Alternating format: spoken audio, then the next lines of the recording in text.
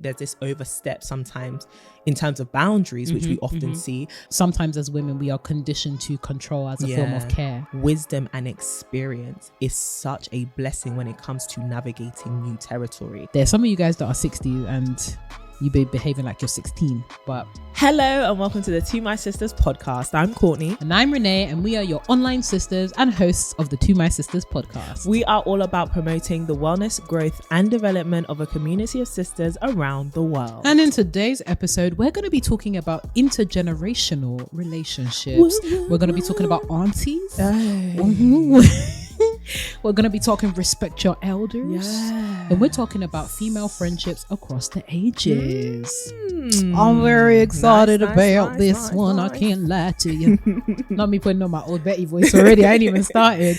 But no, I'm very excited for this episode because I think it's something that we've alluded to and we've had conversations about and all that jazz. So for sure. Very excited. But before we do get into that, we do have, as usual, a couple of housekeeping. We like keeping a clean, clean home over here. And the first is the TMS book is still available. Oh, it's out in the world. Outside in the world. That's right. Something that me and Courtney have poured our hearts and souls into. And we want to thank you all for supporting, continuing to support, continuing to read. It has literally given us so much joy just hearing about your positive experiences, diving into the book with your friends. So please keep it up. Please keep supporting. Please keep sharing as well. It's available across multiple territories. Cough, cough. United States. Cough, cough. South Africa. And for the ladies in other international territories, we're working. We are. Please. We're working. Continue to be patient. But that doesn't mean that you can't get a copy of the audio book. Yes, Audible. Definitely go onto the Audible app or the Audible website and just, get our audio book. Get all sentimental and whatnot. We love to see it. So please do get your copy and continue to support us. And in terms of the next housekeeping announcement, ladies, summer is coming imminently. Fast. It's really around the corner now, isn't it? Spring is basically on its way out the door. Yeah. Soon it's going to be, pina coladas in the sunshine, all that jazz. To see we really do. Absolutely cannot wait. But sisters, if you want to party with the girls, but also if you want to connect with more like-minded women that are interested in cultivating those intimate female relationships, then you should join us on a To My Sisters experience. Yes, in collaboration with the amazing Sorted Chalet. We will be Black women you heard it here first, folks. But please, yes, do get plugged into one of our international experiences. We are going to Bali, we are going to Ghana, and we are going to South Africa. Not to mention we will be in the States very, very soon. So for all of the babes in the States, get ready for us. Get ready. Literally, we are about to be all up in America. You know how you guys have been complaining about us doing that American accent? Oh gosh, you have prepared to be sick. Literally, chronic illness is in the building. Anyways, God forbid. But please do get plugged into an international experience. We would love to see your wonderful faces in person to have a great time and build those relationships. I believe that's it for the housekeeping announcements. So we can get into the ding dilemma. Let's get into it. Go. Hi sisters. Hey friend. I've been struggling to navigate, for a lack of better words, pretty girl tears. Oh, I am 23, pursuing my master's degree, and I have never had a boyfriend. For the most part, I understand why this has happened. I had strict Nigerian parents. I grew up in a predominantly white area, and I'm also practicing abstinence, so that knocks out a good chunk of candidates. But even now that I'm older and not limited to most of these circumstances, I still feel unsatisfied with my dating experiences. To be frank, I feel used in most romantic situations. I feel like men just see me as a pretty object that is fun to talk to and waste time with, but never enough to commit to.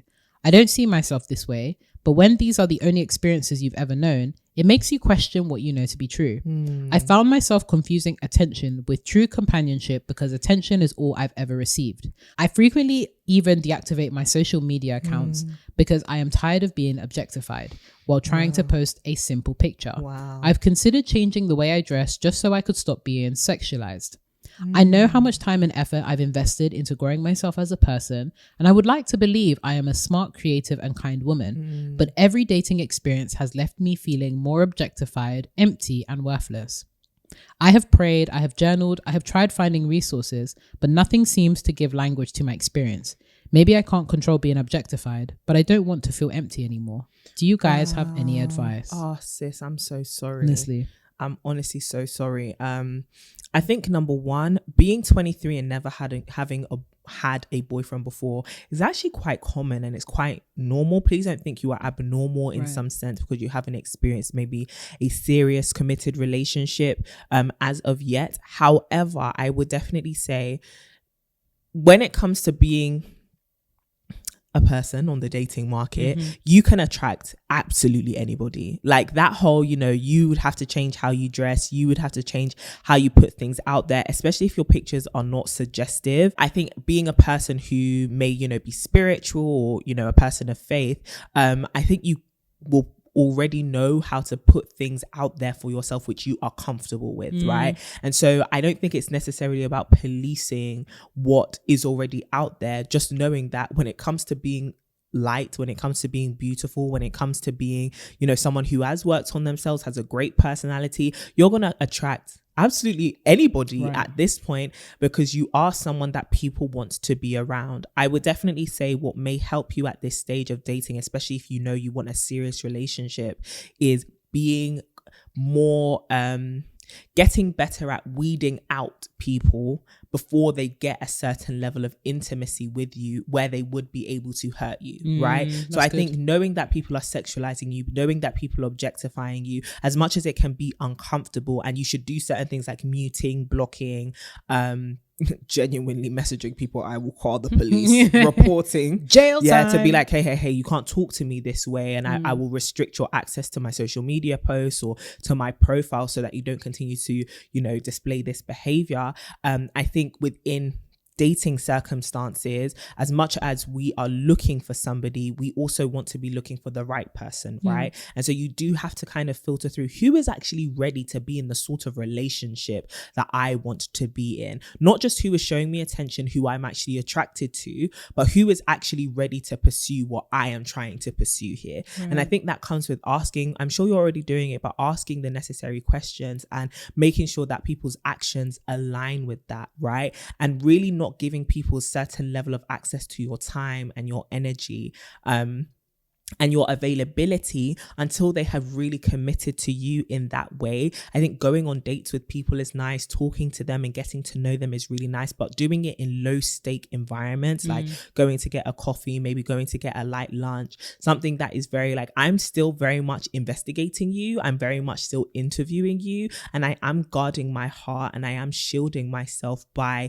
keeping you at some kind of distance. That doesn't mean we can't be cordial and friendly, but we are very much in the phase of dating with wisdom, right? And that wisdom comes with boundaries. And so allowing people to not have access to using you in that way. And I'm not trying to blame you as a person. I'm just saying, if you've noticed this trend in your life, it may be worth withdrawing some people's access to you and the things that you give in the dating or the talking stage, so that people aren't taking as much from you compared to how much they're actually putting into the relationship with you and how much effort that they are showing you.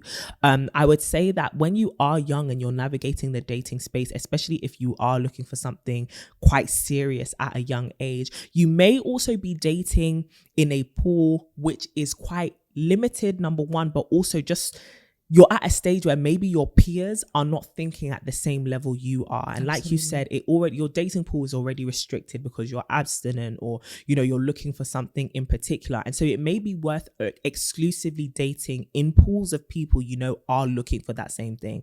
Now, girl, especially, for example, I'll use us. As Christian women, you would think, okay, I'm abstinent. I love the Lord. I'm dating to marry.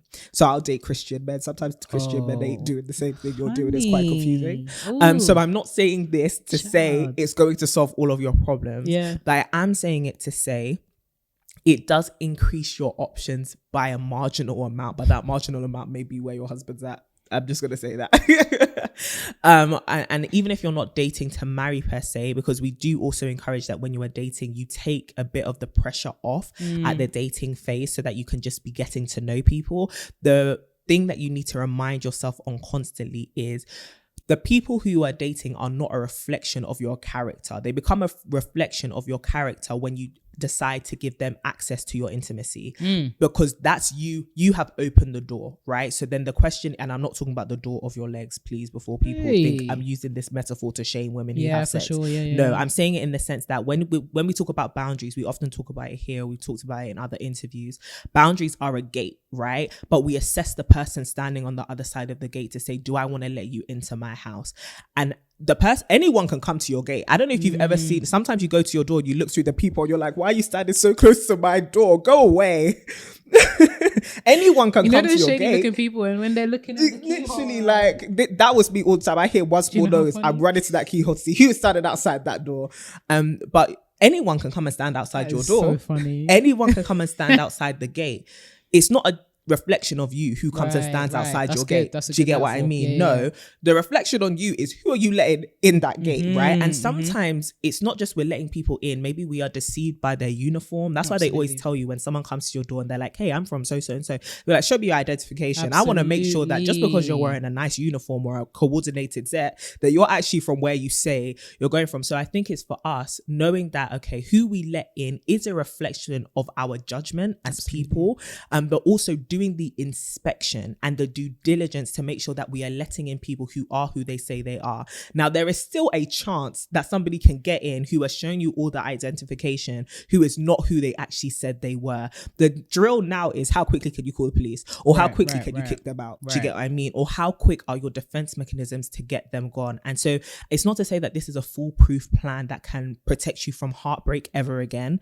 If anyone has the answer to that, please leave it in the comments down below, because we can all benefit from knowing that love is not a foolproof thing.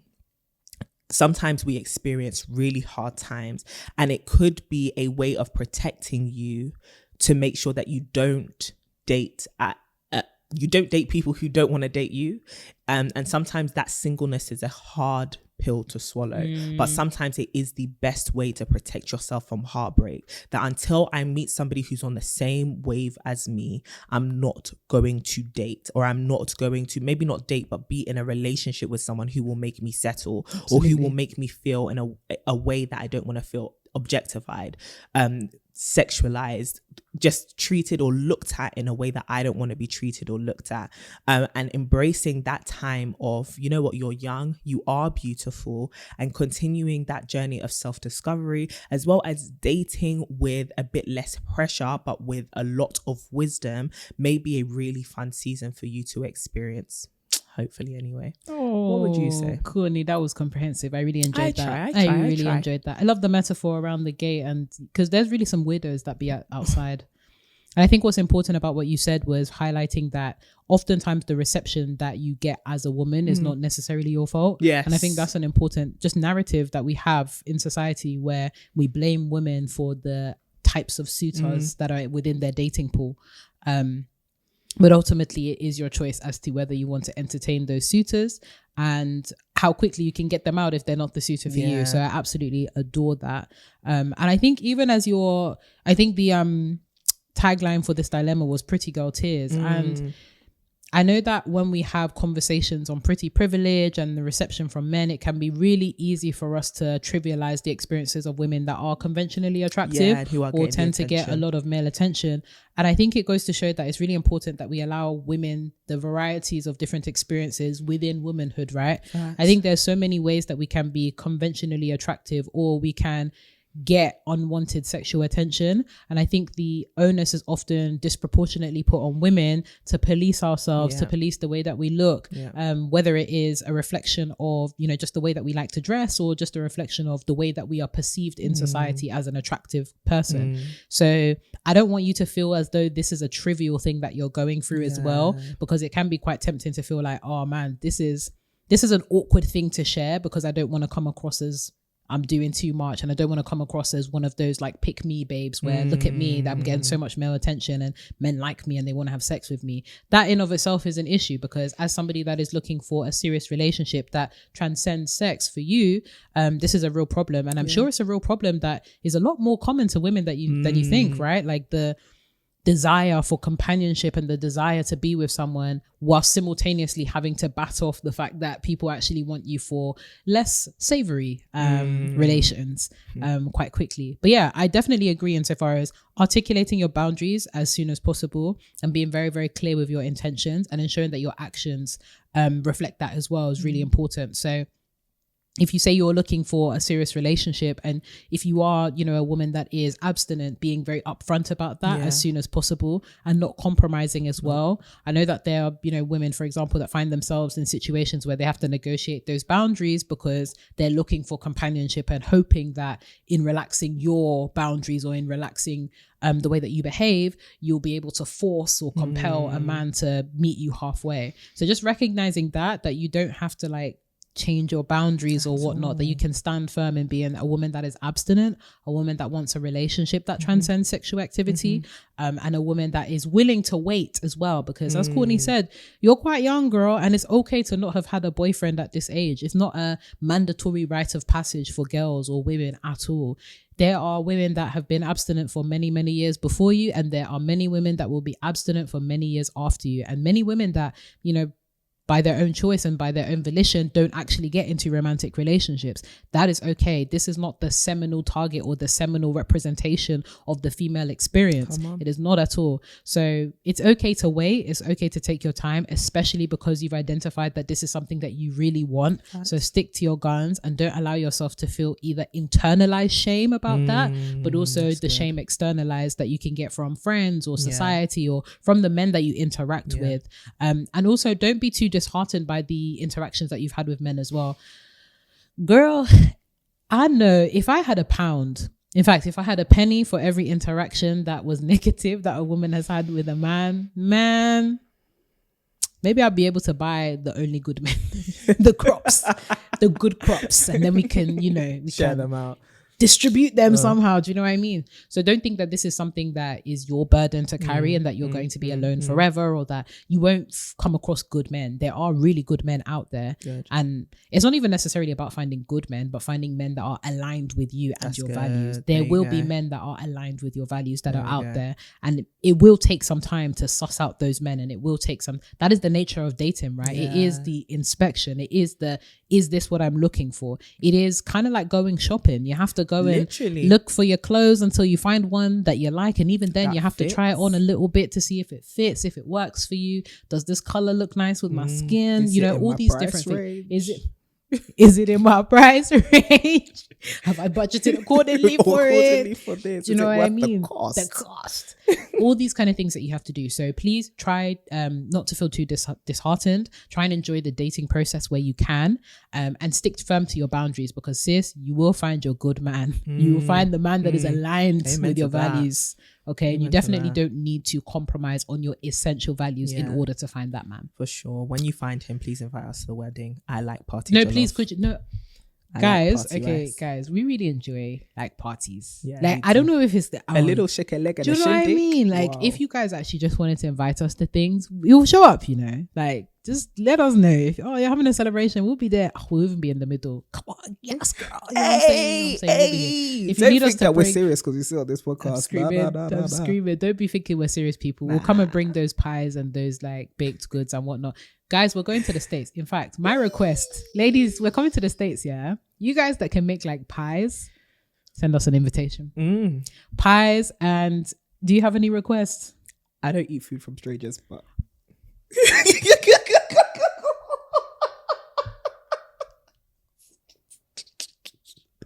I just wanted to fit that out there. Do you know how funny that is? I don't want to be rude. That was me taking the sisterhood too far. Have you watched The Help? Guys, let's have no. You haven't watched The Help? No. Okay, so there's a scene in there with pie. When you watch it, let me know. I know somebody got poisoned or killed. I don't know. No. Somebody gave, one of the maids gave their ex-boss a pie made out of their own feces. Did he eat it? Yes. And no, it was a she, and she enjoyed it. She was like, I miss your pie. And she was standing there looking at her like, if you actively hate me. But I haven't mistreated anyone, Courtney. I just want my sweet potato pie. No, I love your faith in humanity, man. Man, I'm hoping in the sisterhood, but you never know. In the sisterhood we trust. Anywho, forget the pie. Maybe we can go out. Maybe we can go to an establishment. Okay. Let's go to an Recommend establishment. some pie places. Well, sisters that are listening from the States, please recommend food places, because we have our list of places that we want to go to. But please recommend some food places. Thank you. God bless. Oh, actually, we're thinking about, it's not all confirmed, but evil eye, look away. Not devil. Just be blinded for a second, close your ears. We're looking to go to New York, Dallas, New Orleans. Yeah. Is that it? I think 3. That's it. Yeah, there we go. Yeah. And we might just make a few stops around depending on time. Yeah. So if you've got any food places that we must hit up, please let us know in the comments below. Yeah. Anyway, sister, sending you love and light, my beautiful, beautiful, pretty girl. You ain't just pretty, you beautiful. You beautiful. Inside and gorgeous, gorgeous. But moving on to the creme de la creme.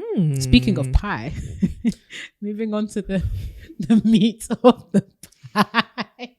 Yeah.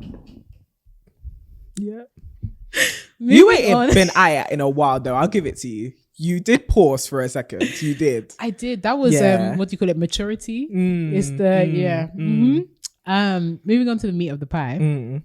Today I wanted to have a conversation on intergenerational relationships in women's community, because I think that we often have conversations laterally and we also have conversations, speaking to the younger sisters.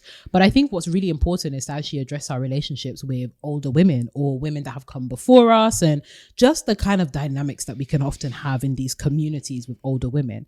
Now, for many of us, we've had lots of positive interactions with women that are older than us, or at, different stages. And I'm not even necessarily talking about our parents, right? Because we can often default to our mothers. I'm also speaking about our, aunties, formal and informal aunties, depending on what culture you're from. Female friends of like your mother or like your aunties can also be called aunties. Also just older women in the workplace, for example, older women in communities. Because I think even as we're cultivating this sisterhood community, it's really important to recognize and pay homage to these relationships, but also do the awkward work of talking about some of the negatives of this dynamic, right? I think about the podcast episode we did a way back when Monique was talking about, giving some advice to younger women that want to be wearing their bonnets outside. And I think about, there's some things on Twitter recently about like older women telling younger women that they no longer respect aunties and elders and all that, and all sorts of folks coming at them left, right and center and drag. One thing about aunties, please, if you're listening, anyone can get it on the internet, unfortunately. Like, it's not a little disclaimer. Anyone can get it. No, it's not even me saying I'm going to smoke you up. I'm saying that just on the internet, move with caution. There's no respect for elders with caution here. So I guess I wanted to start by talking about the positives, I suppose. I wanted to start this positively around what are the benefits of resting in the wisdom of older women. What are the benefits of having slightly older women or women that are a bit ahead, whether in their career, family life, all that kind of stuff. Why is it necessary for us to have these pools or these resources or these kinds of people in a sisterhood community? Oh man, I think it's twofold for me. One, there's the ability to look at somebody's story and to gain so much wisdom from it, whether they've gained the wisdom or not, because some people go through stuff and they don't learn the lesson, but you as an observer can easily identify, okay, I don't want to go through this, or actually I want to live my life like this. And I think it's so beautiful to see, whether it be examples or cautionary tales, it's lovely to have a reference point to kind of look to as a case study of why you want to live your life in a certain way. And the women who have gone before us serve as a really good examples of whether it be motherhood, marriage, work, life work, grinding, money, making money, whether it be in the ways we see it now or in their ways. My grandma used to sell fish in a market. sis was an entrepreneurial woman, girl. Hello. She was a hustler, you know. But even being able to look at that and see how, you know, hard she worked and how she was able to provide for her 6 kids is very inspirational to me. So having that insight into somebody's story who has gone ahead of you and, you know, is a bit ahead of you in life, helps you to kind of get some blueprints, if you will.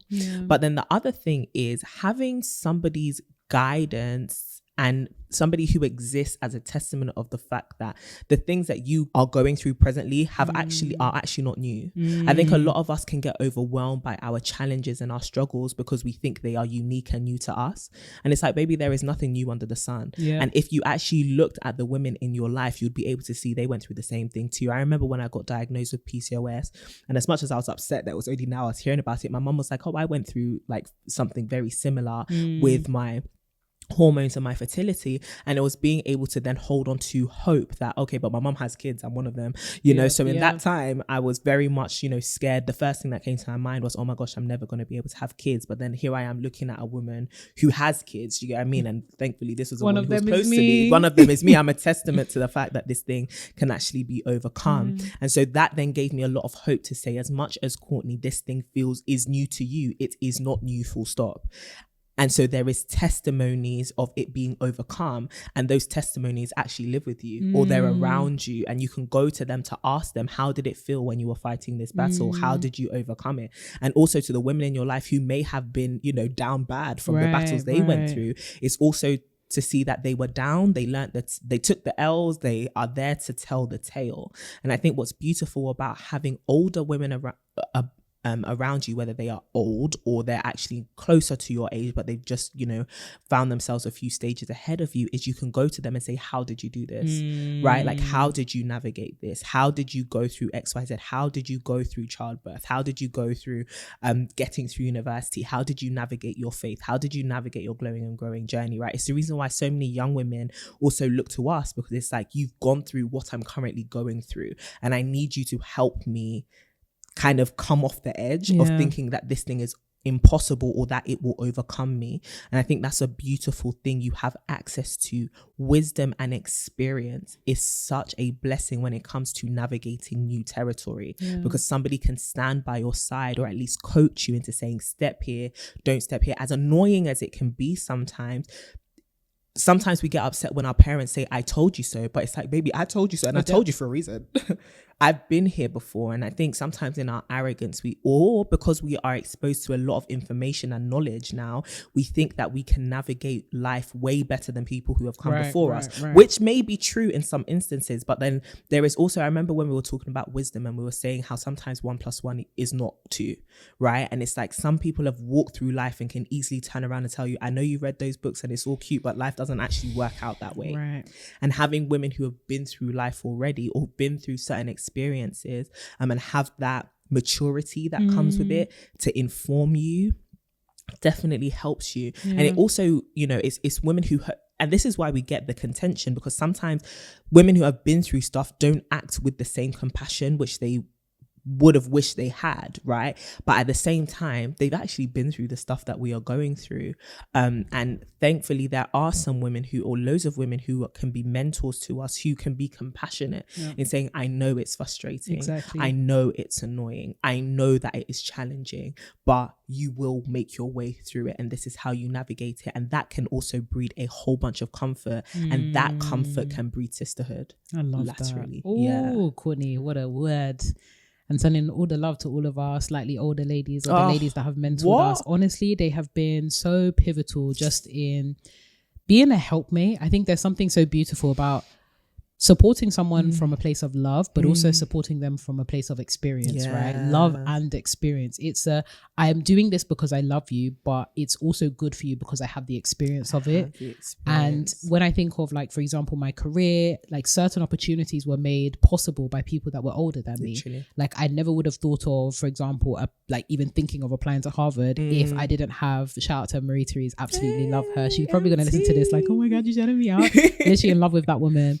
people like her, people like Fiona, people that I had literally just a little bit older than me, that I had seen go through it, but also supported me through it as well. So pivotal. But when I think of like other areas of my life, when I think of like aunties that had supported me like emotionally or had given me advice, even like aunties that are not necessarily related by blood, like folks within my church community coming in clutch with the wisdom, the experience, I don't know if you guys have ever had these kind of moments, but it's like when an auntie knows that you're going through something and they're like, can I just talk to you for a second? I think we need to talk. I literally had it happen to me this morning.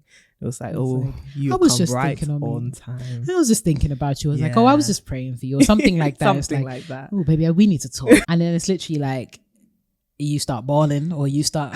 and it's a release. And I think there's such a strength and a grace and something that is almost just, there's such a beauty in mothering. It is, right? Not just being a mother, but actually mothering somebody and giving them an environment where they can be vulnerable and they can say, I actually need somebody to guide me. Because I think on this glowing and growing journey, especially as women and especially with the pressures that rest on us, we can sometimes feel this need to be perfect. And I think one thing that is beautiful about going to older women, if they give you the privilege of it and create the right environment, is you can say, this womanhood thing, I don't know.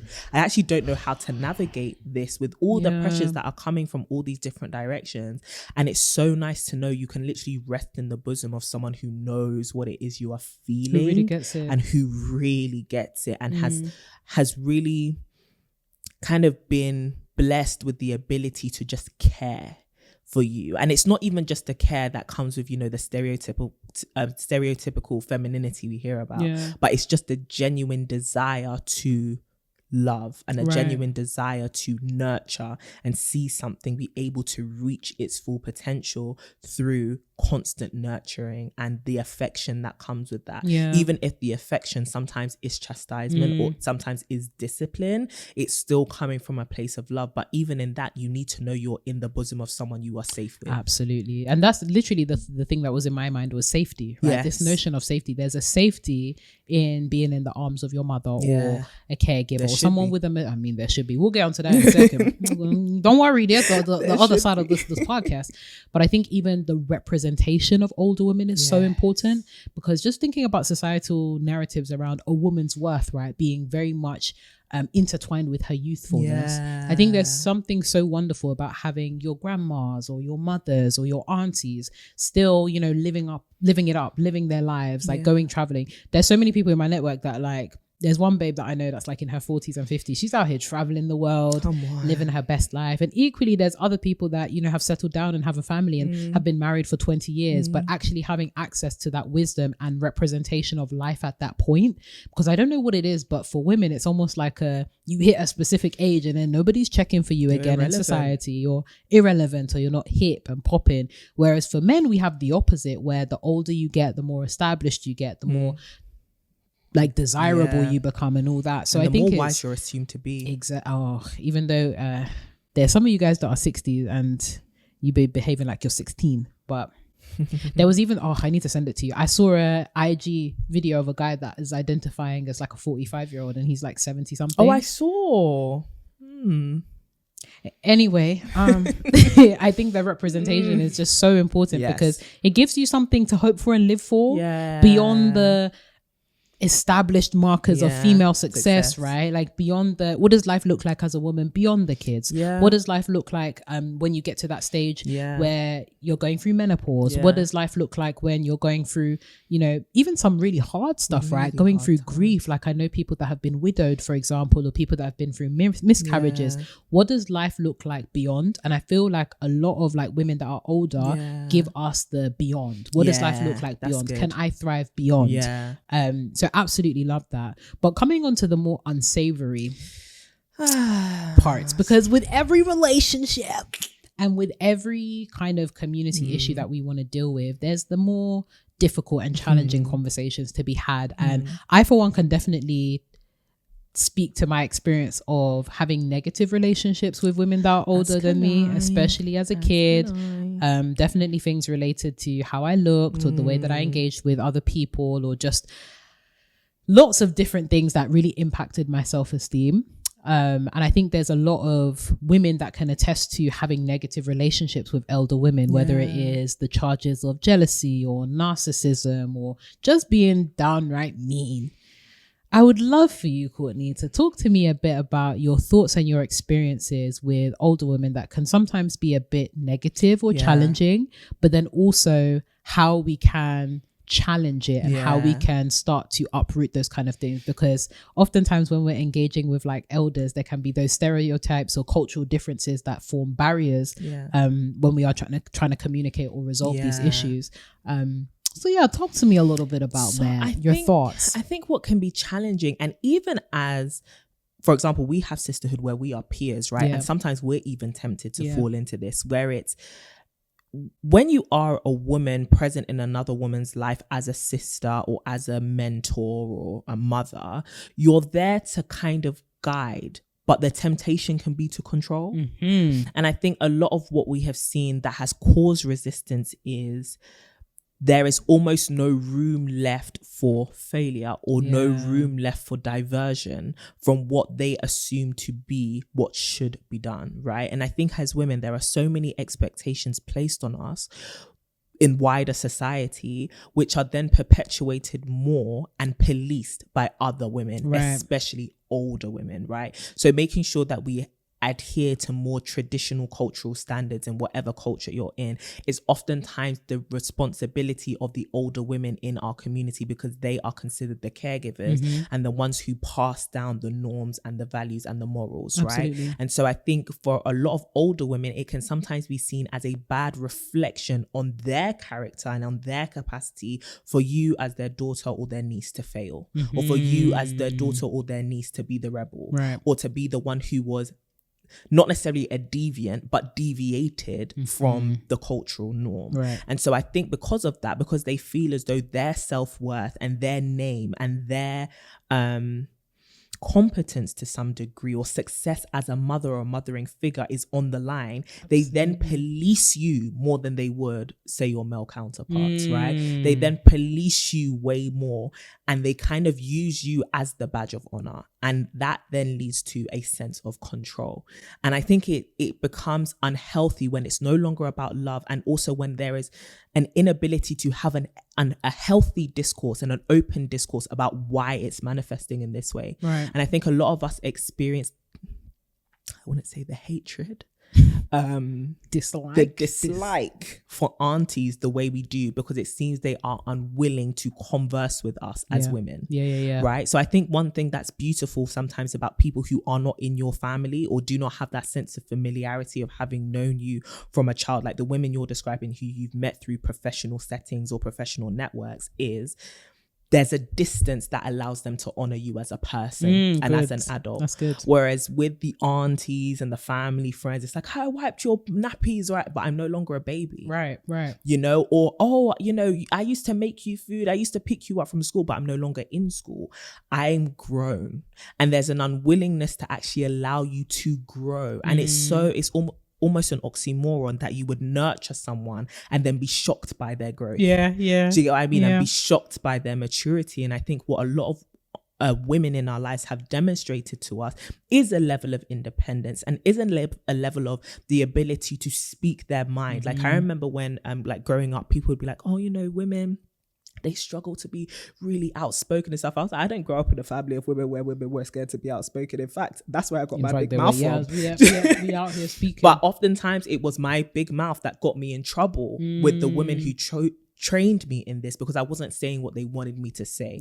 And so I think there's a level of control that can sometimes be bred that says that you are my badge of honor. You are the proof of me being successful at mothering. And if it doesn't manifest in this specific way, I'm not going to be happy. And so they kind of abuse that position of authority in your life, whether they are your mother or your auntie, to then keep you in check. And that's what then causes resistance. The fact that they are policing you now. It's no longer about guiding me. It's literally about being my PO. You're literally on my neck. Not constable auntie. Yeah, literally. You're literally on my neck for things that I didn't even say I wanted, right? And I then also think there's this overstep sometimes in terms of boundaries, which we often see, because people think they can have an opinion or say about every aspect of our life. And I think what's beautiful about setting a boundary when it comes to the mentors that we have and stuff is I come to you for the things I ask for.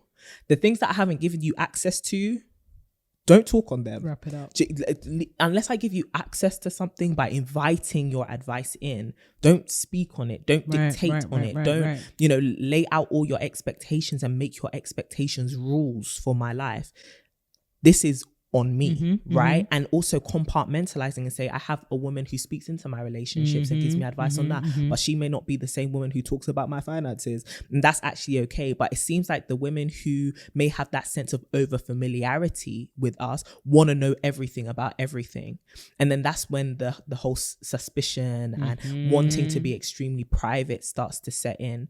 What do you think? I absolutely love everything that you said, especially just how sometimes as women we are conditioned to control as a form of care, and it's unfortunate because it's manifest in the way that we interact with other women as opposed to the way that we interact with men. Most right definitely. And I think it's almost a result of that, right? Because many of us as women are penalized but also powerless in all of these situations in other interactions. This is the one domain where a lot of women have power, and that's over other women and that's over 100%. Younger women sometimes. 100%. And I think it's such a shame because this really could be a source of breaking that cycle, and I think it's unfortunate, but it is very much a result of a cycle that's been perpetuated, right? So a lot of people that we see as older than us or aunties that are older than us have similarly gone through a lot of the things that we've gone through, right? And that's why we're able to engage with them so well on some occasions, but equally in other occasions, they become the very perpetuators of the cycles that we are trying to escape from. And I think it's very much because of that disempowerment in so many different spaces and so many different relationships. And I think also because the thing about culture is it's something that is very well ingrained in people, right? We often hear tradition and culture and all that kind of stuff. And I think the pace with which things are changing right now in the present really is rapidly undermining anything that we have seen in the past, right? In terms of changes, technological changes, social changes, all that kind of stuff. Right. When I think of like my mother's generation and what they had access to then versus what they have access to now, massive transformations, but in terms of how quickly their culture can catch up, difficult. Whereas for us, it feels like we are naturally more reactive and naturally more prone to changes and differences and acclimatizing to things more quickly. It's the constant trying to negotiate with folks that tend to be very set in their ways that can be really, really difficult. And it's something that I find personally difficult because you want people to change. But sometimes you want aunties to change, or you want, this lady to change, or you want, say, your parent to be on your side, but it's hard to get their buy-in because they are literally, they've been programmed. This is what they've grown up in. This is what right and wrong is for them. So it's the difficulty of negotiating that fine line between understanding and empathy, but also accountability and change. And it's hard, especially when you are in the role of what they perceive as inferior. It's like, why are you now speaking up out of turn? And I think that's often something that we hear, right? When we challenge or we engage with folks that are older than us, it's like, where did you get that mouth from? Or where did you get all of this confidence from to challenge me? And I think what would be really beautiful moving forward is, can we find spaces or opportunities for us to still hold older women accountable, but honor them for the wisdom that they have? Because I think as a result of that, what's the word? Obstinance. Like they're like, as a result of them holding fast, we are getting a lot of women who are very closed off. A lot of women that are very unnecessarily private. A lot of women that are distrustful of other women, not just their aunties. It started with the aunties. It started with the older women. And now we're distrustful of our female friends. We're distrustful of even our kids. And it's so unfortunate that these kind of things re-perpetuate over time when we have the opportunity to break them now with the people that we have with us. And I think that's even a temptation for a lot of us that are younger. We're going to do better when we get our opportunity. Will we? And also what will cause us to. Right. Because you can't just hope your way into being better. You have to work it out. And that means actually grappling with the things that you've seen and how you interact with it, and also getting to the root cause of why it existed in the first place. And what came to my mind is, I think where a lot of older women may have gone wrong with us, they've gone right in many areas. But where they may have gone wrong is, and where we as people go wrong in general in our relationships is, when we are not in agreement with something, we begin to withhold our support of the person. Right. So you're making this choice, which I do not agree with, and you're perfectly within your right to say, I don't agree with that. Right. In my experience, based on my life perspective, I actually don't agree with the decision you're about to make or the way you conducted yourself, but it doesn't make me withdraw my support of you. And I think a lot of us have been privy to a condition and a conditional love and a conditional sisterhood, which is very much, if you obey me, I'll support you. But if you don't obey me, I'm going to withdraw that support. And I think that's where that performativity of femininity and performativity of womanhood comes into play, because it's like, well, if I don't perform according to what people desire of me, even if it contradicts my own desires for myself, they will withdraw their support of me, and I will be an outcast, right? And oftentimes, as much as we talk about patriarchy princesses and pick-me's and stuff, not only do we seek the validation of men, we actually seek the validation of other women, especially those older than us, for them to say, as much as we're saying, no, I don't care what aunties say, I don't care what people say, actually them speaking against us actually causes a lot of not only harm to our morale and has been the source of a lot of trauma, but also makes life a bit harder. For us, right? Imagine how hard it is to have aunties constantly speaking about you, or your mum not in support of the decisions that you're going to make, or the mentors in your life saying, you know what, we take our hands off of you. It must actually make life a lot harder. And so because we seek the support of these women, we often seek to be in agreement with them constantly, which either has us, well, most times has us bending our standards, has us bending rather than them bending. And I love that you mentioned with relationships, it is a constant negotiation, right? But oftentimes it feels like because of our age, we do not have the leverage to negotiate. Right. Absolutely good. And it's like, actually, you do have the leverage to negotiate, because at some point in adulthood, you have to admit that you are a grown woman and you have as much on the line as someone else. And this is why, for me, one thing that greatly repaired my relationship with the older women in my life is, if we can't have a conversation about this, we're not going to talk at all. Right. If we can't sit down level-headed and you not throw you shouting at me shouting at you, like us actually speaking to each other like adults that respect each other. As much as we are not the same age, we are both grown. We are both grown. And also, you've lived your life. I'm trying to live mine. But I mean, so many women are trying to live through the younger women that literally living vicariously through other women. No, Baby, you had your time. You had your turn. This is my turn now. This is my turn now. You scuppered it. Literally not scuppered. Scuppered. But literally, and that's also another thing that breeds a lot of contention, right? I would want you to do it like this, but when you had the chance to do it, you didn't do it like that. And it's funny because it's normal for us as like children or as younger folk to want the appeasement or the validation of older people.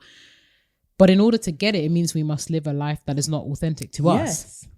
And that's how the cycle continues to be perpetuated, because we are literally living the life of those before us, and then the opportunity that we get to live the life that we want, we rob it from our kids. And it's like that. I don't know if you guys have heard of like black tax, right? You have, but like black tax, where it's like you got to take care of your family because they took care of their family. And it's like, but at some point, we can't just keep taxing those who come after us to take care of us because we gave it to someone who maybe deserved it, but wasn't actually the right person to give it to. Your duty as the person in the elder position, if you want the respect, is to pour down and not to expect something to come back up. Right. You're meant to just take pride in the fact that you poured down and it actually bared fruit. Right. Do you get what I mean? It actually bared fruit that now other people who still come standing, after can eat of it. Barely breathing, but there was a sprout. There was a sprout. There was a sprout.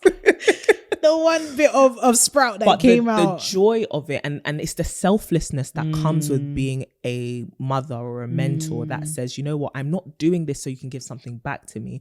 I'm doing this because it's the responsibility that comes with the role. Do you get what I mean? Right. And the payment or the reciprocation is It's not seeing you pound thrive, for pound. It's yeah. seeing you thrive, right? And it's the same thing with sisterhood. What do you get from having sisters? Seeing them thrive, right? Seeing them happy and constantly having that cycle of them pouring into me. But the beauty of being an older woman is you're about to die soon. You don't really need much. You've already had your pouring into, hopefully. Let's be flipping honest. You've gone through your life, right? It's not necessarily about what you're receiving. It's about what you can leave on earth and deposit as a legacy. And sisterhood or mentorship is a legacy that you leave. So yeah, I think it can be techie, but it's so worthwhile as long as you're doing it with women who they themselves are also on a glowing and growing journey. Aunties, are you guys gonna hop on the glowing and growing journey with us? Are you plugged into the sisterhood? But honestly, man, we might have to do another part where we talk, part 2, because this is juicy. Because we need to even go into narcissistic older women, jealousy. This is a whole series, basically. Bring on the aunties, bring on the older women and the younger women. Damn. Bish, bash, bosh. Anyways.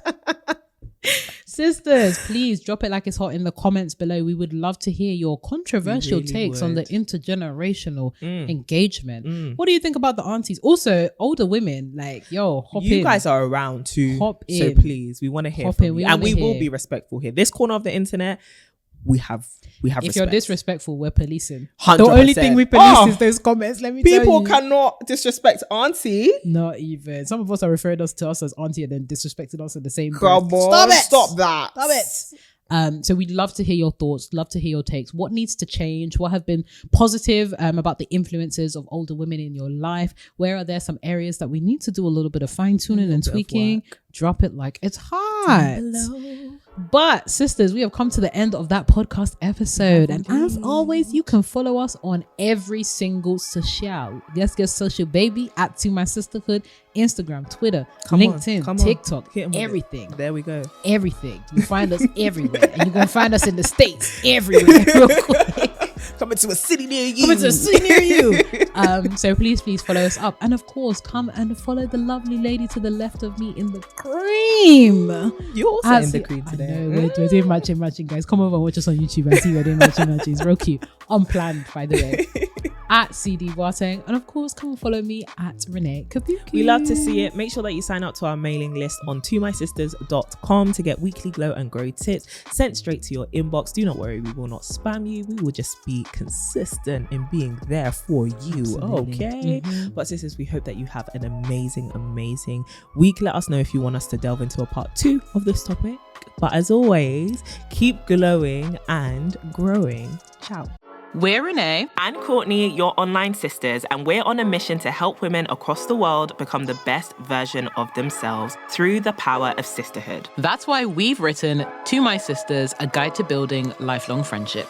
From working out how to achieve your dreams to setting boundaries and managing expectations, this essential handbook will show you how to fully embrace the power of friendship and community. Packed with practical advice and personal stories from our decade-long friendship, we'll give you all the tools and advice you need to find, make, and keep lifelong friendship. To My Sisters is available now online and at all good bookshops.